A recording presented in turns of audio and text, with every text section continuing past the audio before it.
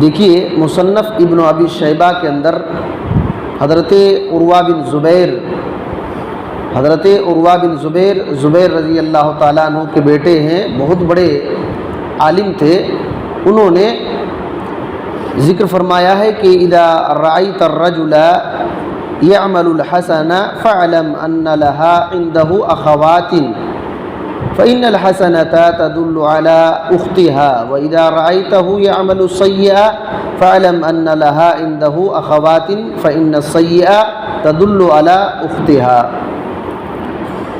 کہتے ہیں کہ جب تم کسی آدمی کو دیکھو کوئی برا کام کرتے ہوئے دیکھو تو جان لو کہ اس کے پاس اور برائی ہے، کیوں؟ کہتے ہیں کیونکہ برائی جو ہے برائی کو جنم دیتی ہے۔ یہ جو برائی کر رہا ہے نا، اس کے پاس دوسری برائی ہے جس نے اس کو جنم دیا ہے۔ اور کہتے ہیں کہ جب تم دیکھو کسی آدمی کو نیکی کرتے ہوئے تو سمجھ لو کہ اس کے پاس نیکیاں ہیں، کچھ نیکیاں ہیں، کیونکہ نیکی دوسرے نیکی کو جنم دیتی ہے۔ تو انہوں نے یہ بات ذکر فرمایا کہ جب تم دیکھو کہ نیکی کر رہا ہے کوئی تو سمجھو کہ اس کے پاس اور کچھ نیکیاں ہیں، اور برائی کر رہا ہے تو سمجھ لو کہ کچھ اور برائیاں ہیں، کیونکہ نیکی نیکی کو جنم دیتی ہے، برائی کو جنم دیتی ہے۔ تو یہ بہت اہم نقطہ انہوں نے ذکر فرمایا۔ اس کی وضاحت میں امام ابن قیم رحمۃ اللہ علیہ نے، ان کی کتاب ہے مفتاح دار السعادہ، اس کے اندر لکھا ہے کہ ایک گناہ انسان کو کیا کرتا ہے، ایک گناہ دوسرے گناہ کو پیدا کرتا ہے، پیدا کرتے کرتے ایک ہی گناہ کی وجہ سے بندہ عذاب کے گڑھے میں گر جاتا ہے، تو کہتے ہیں والمصیبت کل المصیبہ الذنب، مصیبت کی جڑ ہی گناہ ہے۔ ایک مصیبت، ایک گناہ دوسرے گناہ کو پیدا کرتا ہے، تیسرے گناہ کو پیدا کرتا ہے، چوتھے گناہ کو پیدا کرتا ہے۔ اور اب آدمی یہ سمجھنے لگتا ہے، اگر فقہ النفس نہیں جانتا ہے، یعنی نفس کی باتیں، نفس کیا چاہتا ہے، اس کے فقہ کو نہیں جانتا ہے، تو ابن قیم رحمۃ اللہ علیہ کہتے ہیں کہ آہستہ آہستہ ہلاکت کے دروازے میں چلا جاتا ہے، اور اس کو سمجھ میں نہیں آتا ہے کہ میں ہلاکت کے دروازے پہ آ چکا ہوں۔ کہتے ہیں کیونکہ جس طریقے سے انسان ہاتھ کو پکڑے رہتا ہے نا دوسرے انسان کا، تو سپورٹ ہوتا ہے، تو ایک گناہ دوسرے گناہ کا ہاتھ پکڑے رہتا ہے، اور ایک نیکی دوسرے نیکی کے ہاتھ پکڑے رہتی ہے، نیکی دوسرے نیکی کی جڑ ملی رہتی ہے۔ اور کہتے ہیں ہمارے بعض اسلاف نے کہا ہے ان من ثواب الحسنہ الحسنہ بعدہا، کہ نیکی کا ثواب اور بدلہ اس نیکی کو کرنے کے بعد یہ بھی ہوتا ہے کہ دوسری نیکی کرنے کی توفیق مل جاتی ہے۔ نیکی کا ثواب کبھی کبھی اس طرح ہوتا ہے کہ ایک نیکی کریں گے تو اللہ تعالیٰ اس نیکی کے بدلے میں دوسرے نیکی کرنے کی توفیق دے دے گا۔ تو اور کہتے ہیں وَإِنَّ مِنْ عِقَابِ السَّيِّئَةِ السَّيِّئَةَ بَعْدَهَا، اور گناہ کی سزا یہ بھی ہے کہ دوسرے گناہ ہو جائے گا۔ ایک گناہ کریں گے تو اس گناہ کی سزا یہ بھی ہے کہ دوسرا گناہ کرنے لگیں گے۔ کہتے ہیں ھذا اظہر عند الناس، یہ لوگوں کے نزدیک یہ معروف ہے۔ تو اللہ اکبر، یہ بہت بڑی بات ہے، یہ اصولی بات ہے کہ ایک گناہ دوسرے گناہ کو کھینچ کر لاتا ہے، ایک نیکی دوسرے نیکی کو کھینچ کر لاتا ہے۔ اسی وجہ سے یہ تمام گناہوں کی بات ہے۔ اسی وجہ سے آپ دیکھیں گے کسی کو ایک دو شرک کر رہا ہے تو سمجھیے اس کے پاس اور بہت سارے شرک ہو سکتے ہیں۔ ایک دو کبیرہ گناہ کر رہا ہے تو ہو سکتا ہے اور کبیرہ گناہ میں پھنسا ہوا ہے جو ظاہر ہو رہا ہے، ایک دو ظاہر ہو رہا ہے۔ یہی وجہ ہے بدعت کا بھی یہی معاملہ ہے۔ امام بربہاری رحمۃ اللہ علیہ نے شرح السنہ کے اندر لکھا ہے کہ مثل اصحاب البدع مثل العقار يدفنون رؤوسهم وابدانهم في التراب، کہتے ہیں کہ بدعتی لوگوں کی مثال ایسی ہے کہ وہ کیا کرتا ہے، وہ بدعتی لوگوں کی مثال بچھو کی طرح ہے، بچھو کی طرح ہے۔ بچھو اپنا سر اور اپنا پورا بدن زمین پہ گاڑ کر رکھتا ہے، زمین کے اندر گھسا کر رکھتا ہے، چھپا کر رکھتا ہے، اور کیا کرتا ہے؟ یخرجون اذنابہم، اور اپنے پونچھ کو، صرف اپنے پونچھ کو جس میں ڈنک رہتا نا کانٹا، اس کو اٹھا کر رکھتا ہے، ظاہر کرتا ہے، اور جیسے موقع ملتا ہے فوراً ڈنک مارتا ہے۔ بچھو لیٹ نہیں کرتا ہے، فوراً ڈنک مارتا ہے۔ تو کہتے ہیں کذالک اہل البدع، اسی طرح بدعتی لوگ ہوتے ہیں۔ بدعتی لوگ اپنے آپ کو لوگوں میں چھپا کر رکھتے ہیں، اپنے آپ کو لوگوں میں چھپا کر رکھتے ہیں، اپنی بدعت کو ظاہر نہیں کرتے ہیں، جیسے موقع ملتا ہے لوگوں کو اس میں پھنسا لیتے ہیں۔ تو یہ صرف بدعت اور شرک کی بات نہیں، تمام گناہوں کا مسئلہ ایسے ہی رہتا ہے، ایسے ہی رہتا ہے کہ بہت سارے گناہ چھپے رہتے ہیں، بہت سارے گناہ چھپے رہتے ہیں۔ امام ابن تیمیہ رحمۃ اللہ علیہ لکھتے ہیں کہ تعفوا نساءکم، کہتے ہیں کہ اپنے آپ کو پاک دامن بن جاؤ، تمہاری عورتیں پاک دامن بنیں گی۔ اپنے آپ کو پاک دامن بنو، تمہاری عورتیں پاک دامن بنیں گی، اور تمہارے بچے پاک دامن بنیں گے۔ بروا اباءکم تبرکم ابناؤکم، تم اپنے باپ دادا کی فرما برداری کرو، ان کے ساتھ نیکی کا معاملہ کرو، تمہارے بچے تمہارے ساتھ نیکی کریں گے، تمہارے بچے تمہارے ساتھ نیکی کریں گے۔ کیوں؟ فإن الجزاء من جنس العمل، کیونکہ بدلہ اس عمل کے مطابق ہوتا ہے، بدلہ اس عمل کے مطابق ہوتا ہے۔ کما تدین تدان، جیسے کرو گے ویسے دیے جاؤ گے۔ تو یہ اصولی بات ہے، یہ اصولی بات ہے۔ امام ابن بطال رحمۃ اللہ علیہ نے صحیح بخاری کی شرح میں یہ بات لکھا ہے۔ اسلم ابو عمران رحمۃ اللہ علیہ کہتے ہیں کہ انہوں نے ابو ایوب الانصاری رضی اللہ تعالیٰ عنہ کو کہتے ہوئے سنا۔ ابو ایوب انصاری رضی اللہ تعالیٰ عنہ یہ کہتے تھے، ان الرجل لیعمل الحسنہ، ایک آدمی کوئی نیکی کرتا ہے، نیکی کرنے کے بعد فیثق بہا، اس ایک نیکی پر بھروسہ کر لیتا ہے، اس ایک نیکی پر بھروسہ کر لیتا ہے، اور اس کے پاس جو گناہ ہے چھوٹے چھوٹے اس کو چھوڑتا نہیں۔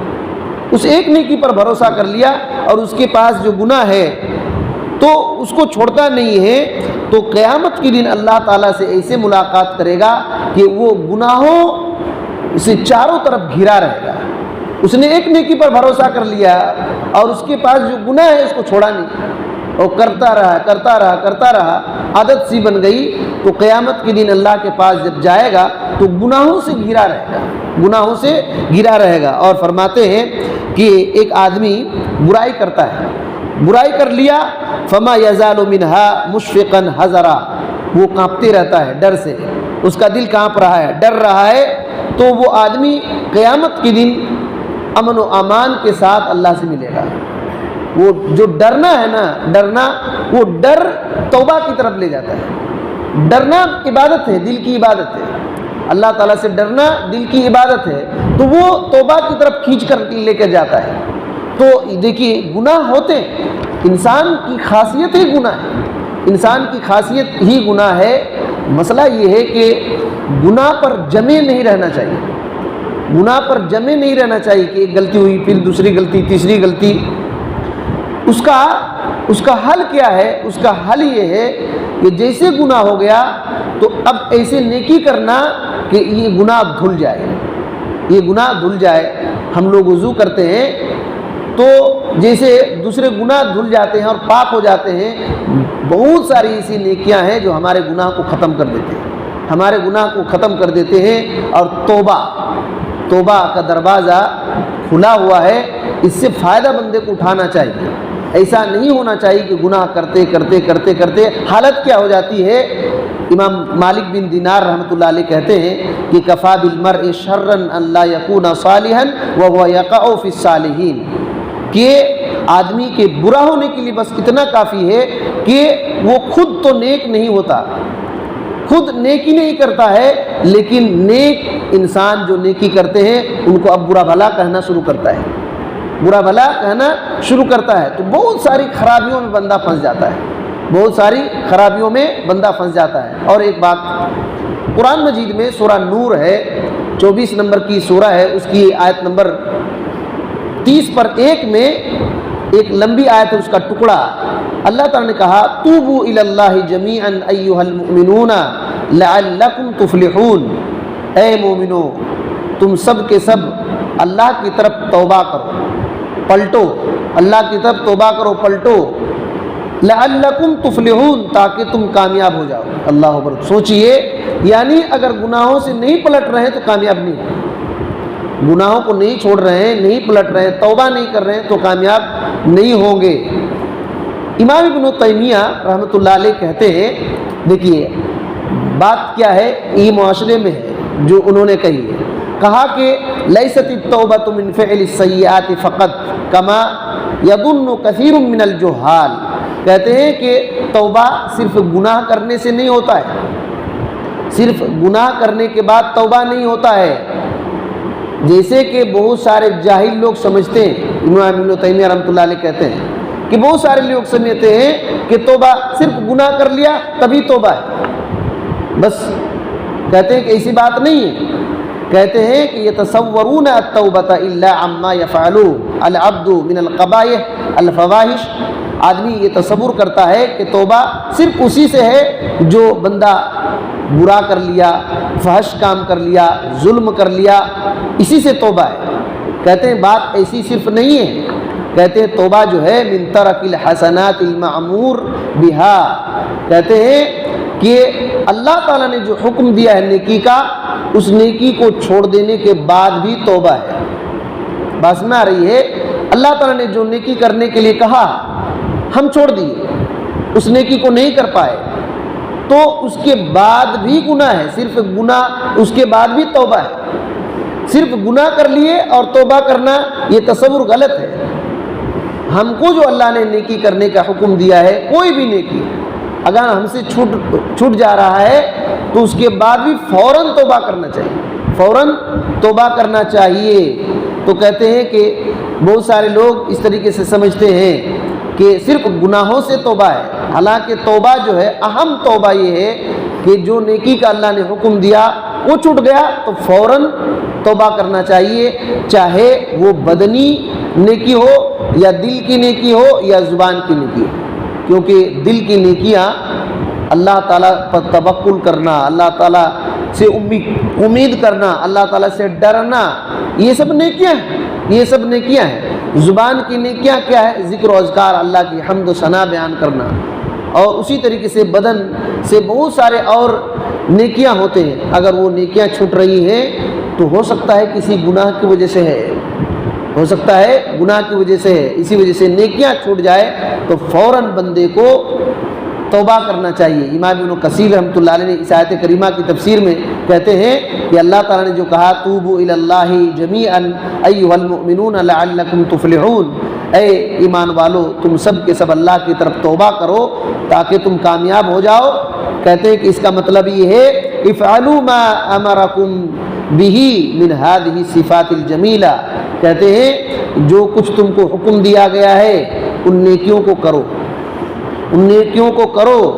اور اس آیت سے پہلے جو ہے نا مومنوں کو حکم دیا گیا عورتوں کو کہ نگاہیں نیچی کرو، دوپٹہ ڈال لو اور پیر کو زمین پر مار کرنا چلو، تو کچھ احکام اللہ تعالیٰ نے دیا، کہا کہ امام ابن کثیر رحمۃ اللہ علیہ کہتے ہیں ان کاموں کو کرو۔ توبہ کا مطلب یہ ہے کہ ان کام کو جو اللہ نے حکم دیا ہے ان کام کو کرو۔ اترکوا ما کان علیہ اہل الجاہلیت من الاخلاق والصفات الرذیلہ، اور اہل جاہلیت میں جو لوگ تھے ان کے برے اخلاق تھے ان کو چھوڑو، ان کو چھوڑو، یعنی برائی کو چھوڑ دو اور اللہ نے جو حکم دیا ہے اس کو کرو، یہ بھی توبہ ہے۔ اللہ تعالیٰ نے یہ کہا ہے، اللہ تعالیٰ نے یہ کہا ہے، کہتے ہیں کہ فإن الفلاح كل الفلاح فی فعل ما امر اللہ بہ، تمام کامیابی کی جڑ یہی ہے کہ اللہ نے جو حکم دیا ہے اس کو کرو، رسول اللہ صلی اللہ علیہ وسلم نے جو حکم دیا ہے اس کو کرو، اور جس چیز سے روکا ہے اس سے رک جاؤ۔ تو ہم کو یہ نہیں سمجھنا چاہیے کہ صرف گناہ ہو گیا تو توبہ کرنا، نہیں، ہم سے کتنے نیکیاں چھوٹ جا رہی ہیں، ہم سے کتنی نیکیاں چھوٹ جا رہی ہے اور گناہ زیادہ ہو جا رہے ہیں۔ تو نیکیاں بھی چھٹے گی تو فوراً توبہ کرنا اور اس کو پھر دوبارہ اس نیکی کو کرنا، یہ بات ہے۔ نیک گناہوں پر جمے نہیں رہنا یہ بربادی کا راستہ ہے۔ اللہ تعالیٰ سے دعا ہے کہ اللہ تعالیٰ ہمیں ان سب باتوں کو صحیح سمجھنے کی توفیق دے۔ آمین۔ السلام علیکم۔